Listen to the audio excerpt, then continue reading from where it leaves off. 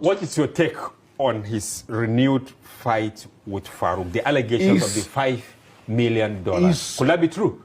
See, when you are fighting, you don't touch people personally. That's so what he did. That was what you want to say he went overboard? Can Dangote tell us the source of his money when, in the 80s when he was in Port Harcourt? Who is clean? Every time when you want to monopolize, you bring issues, allegations against people. Let him come and prove it. In the 80s, we are aware of what happened in Port Harcourt, how he got his money. Nobody came out and say all these things. But why is Farouk silent up till this moment? You see, it's because he was the first person to. Why is Farouk silent? A simple question, or he couldn't answer it. You see. Let for these old men in power and in government, this country will continue to be under economic sabotage, corruption, and abuse of power. Like, this is not about liking Dangote or hating Farouk.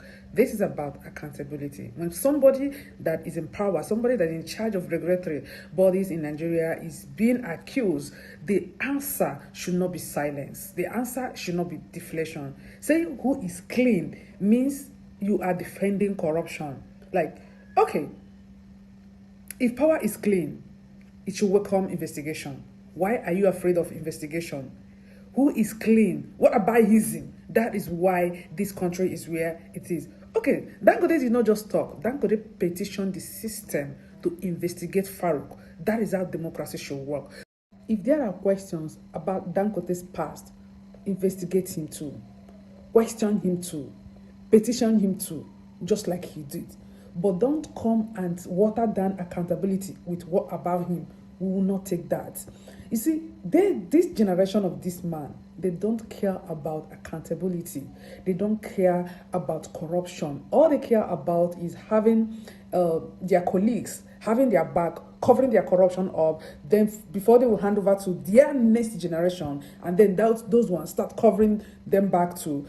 And that is this vicious circle we'll be running around in this country that is stopping Nigeria from growing.